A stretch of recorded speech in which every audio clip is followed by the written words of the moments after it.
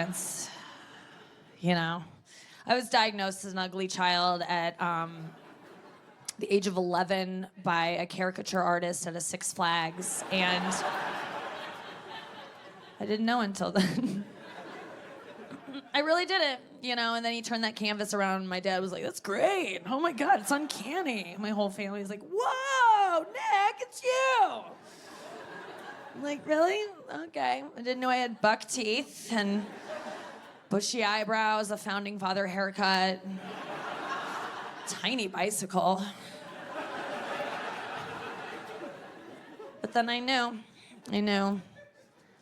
Listen, I kind of had an idea that I wasn't that cute, you know, because I had a really beautiful sister growing up, never went through an awkward phase.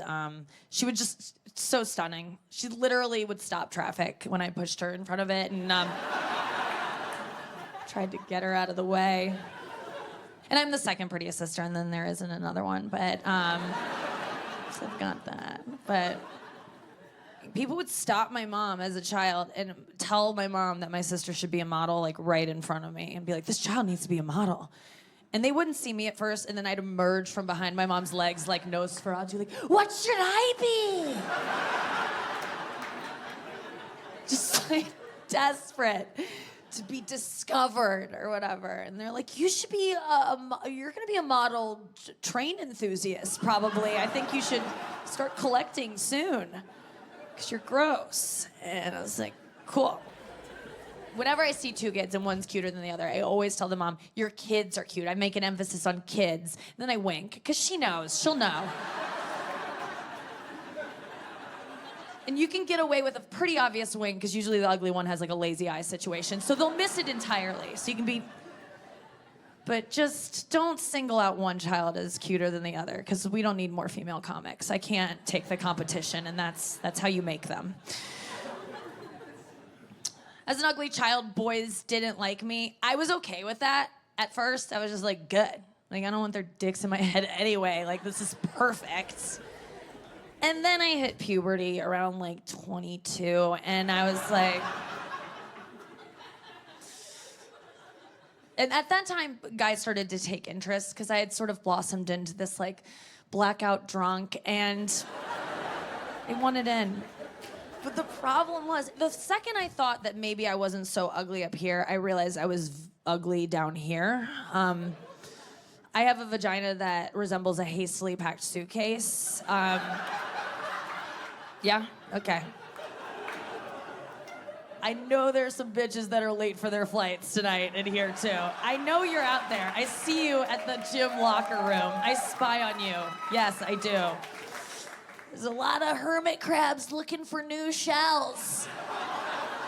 Out and about. I know. I used to feel alone. I really did, because you watch porn and you're like, where's my vagina? That's when I realized I was like, shit. That's not, none of these look like mine. I felt like a young black girl watching Disney movies. I'm like, where's one with me in it? Do you want to make one with me? That would have been nice. Oh, you made one with a mermaid before making one with me. Cool, that feels great. But I didn't know any other vaginas, and why would I? You don't see vaginas growing up. You know, you don't even see your mom's. If you do, there's a giant bush in front of it, so you don't know what her lip action is. I had no idea.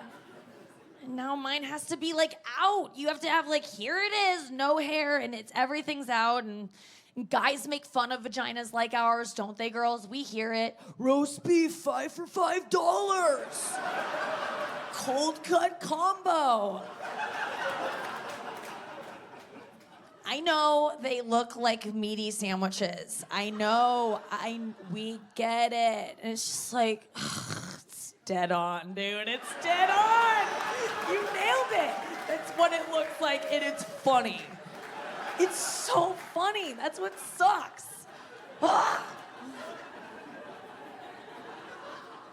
Sometimes, as a vegan, I offend myself sometimes. I'm like, meat is murder every time I wipe. Throw paint on myself. It's a whole process. But I'm just tired of caring. It's just, And I've gotten over most of my insecurities. I feel like pretty good because I've done a lot of work up here and a little right here and got something on the books for this next week, but a little snipperoonie. Great clips, but I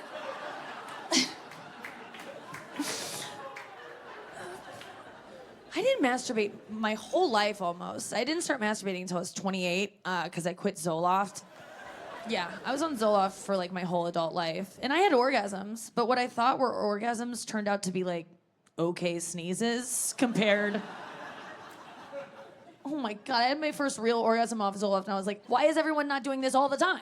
And so I started all the time. I was chronically masturbating like a 28-year-old woman behaving like an 11-year-old boy, truly. You know, you hear these stories from guys that are like, I did it till I bled, I didn't know. I did that. It was my period, but it counts, and I still count it. I couldn't stop. I was doing it I did it on a plane once and got caught, and she saw me, and I was just like, I thought you could in first class. And she's like, no. Also, you're seated in coach and you just walked up here, so that doesn't even make sense. And I thought I was beyond the curtain. Masturbating now, I just am too exhausted by all of it, you know? I have too many toys. I got all the toys. As soon as I started masturbating, I was like, I gotta get that rabbit. I've heard about this thing for a while, so I go to PetSmart and I get that thing and I returned it, you know? I was just like, this thing bit my clit off! Felt good for a second, and then a lot of blood, but I got too many toys. And now when I go to masturbate, I just look at all my toys in the bucket, or the bucket? What the fuck did I just say? I do not have a bucket. I don't want you thinking I am having a bucket of dildos. It's literally a ripped Victoria's Secret bag that I keep in my closet. So I go to the old dick bucket.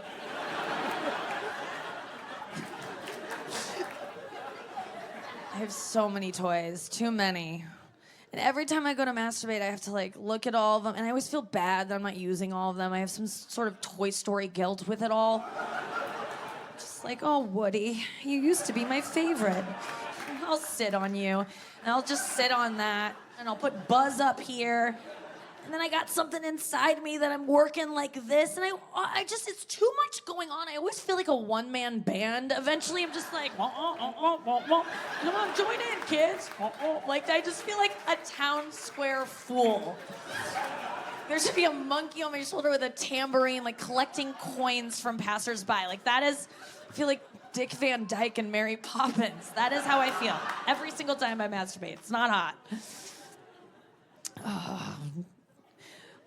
Ironically enough, Dick Van Dyke are the 3 words I type in to find every porn that I look at. So, I need all those elements to really get me there. My porn searches are disgusting. Oh man, those got gross fast. Listen, I know what I like. I like bondage. I'm into like getting tied up. I'm into watching girls getting tied up. I'll sell it to you, ladies. If you're not into it, you're about to be. Guess what? Bondage? Forced laziness. You don't have to do anything to him if you're tied up. I want to jerk you off, but my hands are not. Let me out. Let me out. No, I'm just kidding. It's fine. Just leave it. What are you doing? There's a ball gag in your mouth, no dick in your head. It's just very comfortable. You make it look like a show. You're like, oh, no. But it's easy breezy, man. They blindfold you. Oh my God. You know, oh no, I can't see you. How am I gonna come? Easily. Thank you for the assist. It's so good. But bondage porn, it's always like in a cellar with like dripping walls. Or like a warehouse, and she's just like a bandit. It's like, can't she be comfortable? I don't understand why there always has to be a guy with a welder's mask and a purpose, like with a stick. Like, can't it be nicer? But But it can't be. They're always mean to her. And I'm just like, be nice. Like, she's invited all these dudes over. You guys, one of you showed up late. There's nowhere for your dick to go now. And so I hate that guy. He's always just like, where do I go? Where do I go? It's just like, go fill the Brita, Tony. Why were you late? Like, do something useful. We're all gonna be very dehydrated after this. But, no. Then Tony's just like hitting his dick on her shoulder as if that's doing anything for either of them. And it's just like, look inside yourself, Tony. Why were you late? God. She's not like a bison on the Great Plains. You need to use every single part of her to honor her. Gangbangs? Like, I love gangbangs, but I'm just looking for like a respectful gangbang. Like, why not just be nice to her? A respectful gangbang, that would just be a girl tied up, and guys are doing lots of things to her down here, and then up here, guys just brushing her hair and telling her she's strong. Respectful. That's all I want. You know what's frustrating about masturbating when you're a woman is that you can't really fuck yourself, you know? Like, you can do clit stuff or whatever, but truly being penetrated, it's hard to do to yourself. Like, and it's hard to come from that if you're, like, doing a CrossFit sequence as you're, like, getting tennis elbow. I mean, it's a lot of work, and I always give up, and I'm just like, this is too hard. And that's why I get so jealous of guys, because I'm like, oh, jerking off is so easy for guys. It's just this. That's what you do when you say something's easy. You're just like, oh, we'll fucking bang it out and go to Chipotle, man. Just get the reports done, and we'll go to the game. Like, that's how easy that is. Oh, I'm jealous. Because I like a dick in me. I'm sorry. I like getting stuffed. I do. It feels good, and I'm not gonna apologize for it. But the problem is, and people are like, oh, then why don't you just go have sex, Nikki? If you want to catch a dick in, go out and get one. And it's like, I would, and I used to when I drank. But if you're sober, you can't just have casual sex. I don't know if anyone here has had casual sex sober, but like, how did you do that? Having casual sex sober, it's a lot more intimate. It turns into an episode of Dawson's Creek for some reason.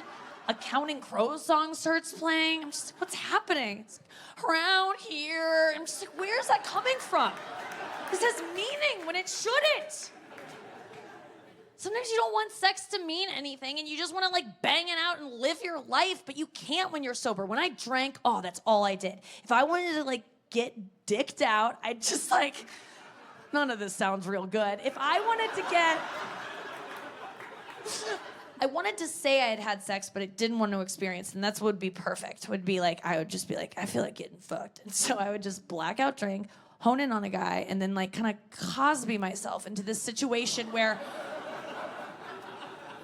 I would be penetrated that night by a comedian and not remember any of it. I'd wake up in the morning, I wouldn't even know what I had done. Sometimes I'm like, oh dear, did I do anal or is that bronzer? Like I would try and figure it out. You know those mornings?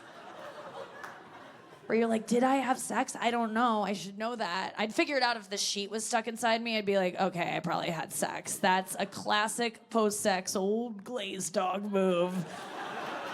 I always do a tuck, right? Because I don't like to go to bed with a soggy vag. So I just like tuck it up. I don't want to be sloshing around all night. And so I tuck and release, and I don't get yeast infections, girls. Like, it's a good plan. If you don't want to get a yeasty, just tuck and release. But sometimes you're drunk and the tuck feels so good, you just leave it, and then it dries overnight, and you gotta peel it off like a Biore strip in the morning, and it hurts. You leave behind a paper mache stalagmite on his duvet. It's not a nice way to be remembered. Trying to flatten it when he's in the bathroom, just like, go away. Out, damn spot. There are embarrassing moments like that, but like, you know, most of the time having drunk sex, it made it just a lot easier to get it, you know? And sometimes when I'm sober, I go out with a guy and I'm like, God, I'd love to feel that way again. So I'll just like take out one contact lens just to feel a little off, just to be like, maybe I'll make some mistakes. And it takes a lot now for me to want to have sex with a guy, and it's because sober sex, it's risky, right? Your body as a woman, when there's a penis in you and you're sober for it, it like thinks you're making